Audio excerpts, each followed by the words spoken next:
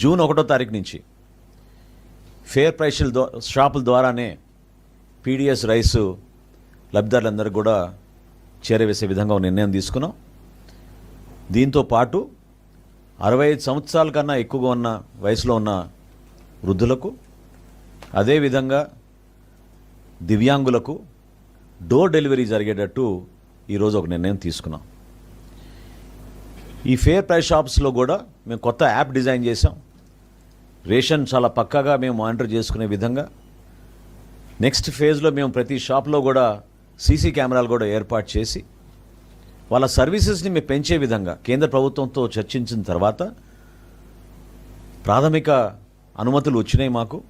ఈ fair price షాప్స్ని చిన్న చిన్న కిరాణా షాపులుగా వాళ్ళు కూడా వ్యాపారం చేసుకునే విధంగా గిరిజన ప్రోడక్ట్స్ కానివ్వండి, కేంద్ర ప్రభుత్వం అందించే ఈ భారత్ ప్రోడక్ట్స్ని ఈ షాపుల ద్వారా మేము వినియోగదారులకి తక్కువ రేటుకు తీసుకొచ్చే విధంగా ఒక నిర్ణయం తీసుకున్నాం.